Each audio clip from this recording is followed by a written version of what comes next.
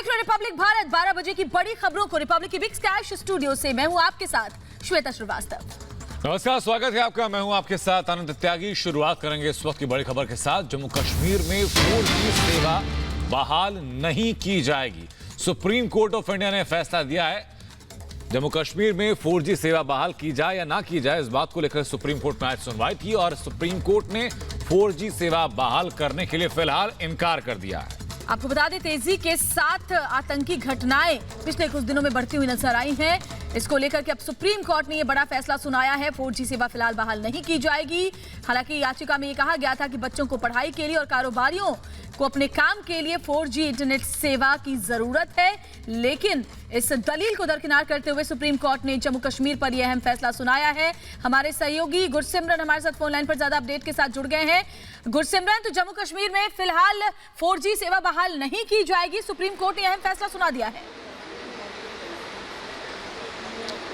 जी, निश्चित तौर पर बेहद महत्वपूर्ण फैसला है जो सुप्रीम कोर्ट ने सुनाया है, जिसमें सुप्रीम कोर्ट ने ये कहा है कि अभी 4G सेवा बहाल नहीं की जाएगी और सरकार से ये कहा है कि एक हाई लेवल कमेटी सेटअप की जाए जिसमें कि केंद्र और जम्मू कश्मीर सरकार के सेक्रेटरी लेवल ऑफिसर्स हों और वो मॉनिटर करेंगे जो पिटिशनर्स ने अपनी याचिकाओं में कहा है कि किस तरह की मुश्किलों का सामना जो है वो करना पड़ रहा है, चाहे बच्चों की बात की जाए, बिजनेस कम्युनिटी की बात की जाए या ओवरऑल जो इम्पैक्ट पड़ रहा है 4G कश्मीर घाटी में और जम्मू में ना होने का।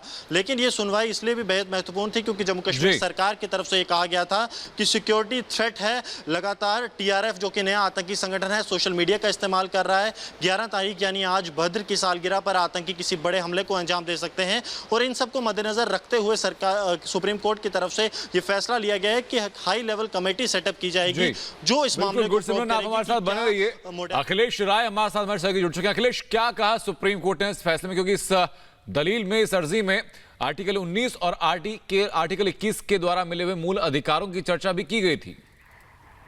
देखिए, पिटिशनर का साफ तौर पे शिक्षा को लेकर और तमाम व्यवस्था को, हालांकि कोविड को भी उन्होंने आधार बनाया था और कहा था कि बहुत से मरीजों का इलाज नहीं हो पा रहा है, कई की मौत हो गई है और शिक्षा वहाँ की स्कूली शिक्षा जबकि लॉकडाउन में बंद है, ऐसे में नहीं दी जा रही है, उनके फंडामेंटल राइट वायलेट हो रहे हैं।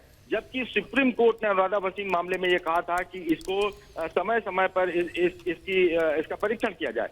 सुप्रीम कोर्ट के सामने सॉलिसिटर जनरल ने ये कहा कि चूंकि आतंकवाद वहाँ काफी गंभीर परिस्थिति है आतंकवाद की, इसका मिसयूज हो सकता है और हमारे पास तमाम ऐसे एग्जाम्पल हैं जिसमें आतंकवाद में इंटरनेट सर्विसेज का उपयोग हो रहा है और हमने लैंडलाइन को खोला है, 2G को खोला है, इतनी सुविधाएं दी हैं और हमें जरूरत होगी, हम समय समय पर इसका परीक्षण करने के बाद खोलेंगे। और सुप्रीम कोर्ट ने इस बात को माना है, सरकार की इस बात को माना है कि अगर ऐसी बातें हैं वहां आतंकवाद है तो फिलहाल MHA के जो सेक्रेटरी हैं वो देखेंगे और वो रिवाइज करेंगे, एक कमेटी बनाकर के खोला जाए या ना खोला जाए। ये पूरी चीज केंद्र सरकार के हाथ में सुप्रीम कोर्ट ने सौंप दिया है कि केंद्र सरकार, होम सेक्रेटरी देखें इस बात को और वो तय करें कि क्या 4G इंटरनेट शुरू किया जाना है कि नहीं किया जाना है। बिल्कुल, शुक्रिया आपका अखिलेश, हम तो जुड़ने के लिए और गुरसिमरन आपका हम तो जुड़ने के लिए और जानकारी पहुंचाने के लिए।